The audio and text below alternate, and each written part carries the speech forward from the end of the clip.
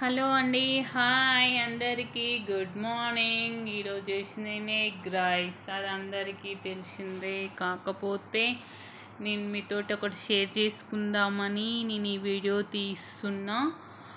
ఏంటంటే తప్పుగా అనుకోవద్దండి, అది అందరికీ వర్తించదు. జస్ట్ నన్ను అన్న వాళ్ళకి మాత్రమే వర్తిస్తుంది. ఏంటంటే మా సార్ తోటి, అంటే మా ఆయనతోటి మీ ఆవిడ ఎన్ని లక్షలు సంపాదిస్తుంది, అంతగానో వీడియోస్ తీస్తుందని అంటురంట. నాకు అర్థం కాదండి. నేను లక్షలు సంపాదిస్తా. వీడియో అప్లోడ్ చేయగానే, యూట్యూబ్ ఛానల్ చేయగానే అమౌంట్ రాదండి. దానికి చాలా కష్టపడాలి. అది మీకు తెలీదు. ఫస్ట్ ఆఫ్ ఆల్ ఇంకొకటి, ఇన్సల్ట్ అనేది చెయ్యొద్దు, హెచ్డి చెయ్యొద్దు.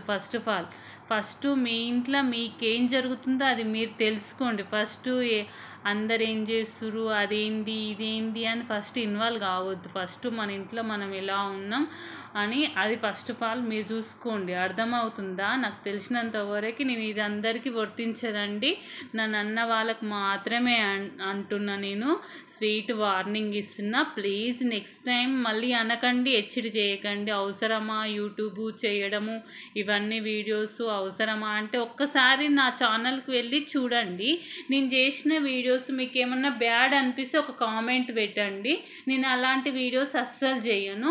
నేను జస్ట్ కర్రీస్ ఫన్నీగా గాడ్ గురించి చేసేవే పెట్టిన. అందులో మీకు ఏమన్నా బ్యాడ్ అనిపిస్తుందా?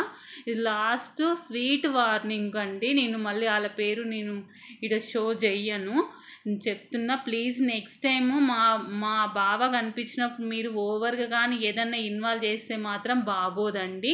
ఫస్ట్ ఆఫ్ ఆల్ మీ ఫ్యామిలీని మీద చూడండి. ఫస్ట్ ఆఫ్ ఆల్ అర్థమవుతుందా? ఇందులో నేను లేడీస్ కూడా ఇన్వాల్వ్. ప్లీజ్ నేను ఫస్ట్ వార్నింగ్ ఇస్తున్నా. ప్లీజ్ అండి. మీ అక్కనో మీ చెల్లెనో చేస్తే ఇట్లనే ఉంటుందా అండి? వాళ్ళను కూడా ఇలానే అనేస్తారా? అవసరమా అంటే నాకు అర్థం కాదు. నేను చేసే వీడియోస్లో ఏం బ్యాడ్గా ఉందండి? అసలు నేను ఒకరికి యూజ్ అయ్యేదే చేస్తున్నా కదా. ఇలా చెప్పడం బాగోదండి. ప్లీజ్ రిక్వెస్ట్ చేస్తున్నా. వార్నింగ్ కూడా అనుకోండి ప్లీజ్. ఇంకొకటికి వస్తే, నేను ఎగ్గు కర్రీ, మర్చిపోయినా. మీకు ఈ మ్యాటర్ చెప్పుకుంటే నేను ఇంకా ఏం చేస్తున్నా మర్చిపోయినా.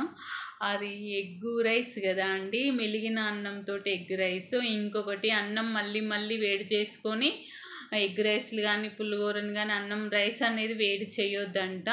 అది థైరాయిడ్ వస్తుందంట. నాకు రీసెంట్గా తెలిసింది. నాకు తెలిసిన ఒక అమ్మాయి చెప్పింది.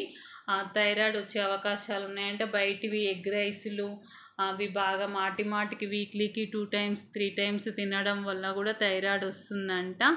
బయటివి ఫుడ్ అనేది జర తక్కువ తినండి ఫ్రెండ్స్. ఎప్పుడో మంత్లీ 1 time అయితే పర్వాలేదు, మాటికి తినకండి. హెల్త్ కూడా పాడైపోతుంది. ఓకేనా? అయితే లెమన్ చాలా వరకు వాళ్ళందరూ దాంట్లోనే వేస్తారు. నేను అన్నానికి ఎందుకు కలిపిన అంటే, మా మమ్మీ ఇలా చేస్తుంది, భలే ఉంటుందండి. వేడి అన్నంలోకి నిమ్మకాయ రసము ప్లస్ సాల్ట్ కలిపి పోపుకి 2 ఎగ్గులు వేసేసి కలిపి చాలా టేస్టీగా చేస్తుంది. ఇది మా మమ్మీ చాలాసార్లు చేస్తుంటే చూశాను. నేను ఎప్పుడు చేసినా ఇలానే బాగుంటుందండి. మీరు కూడా ట్రై చేయండి ఫ్రెండ్స్.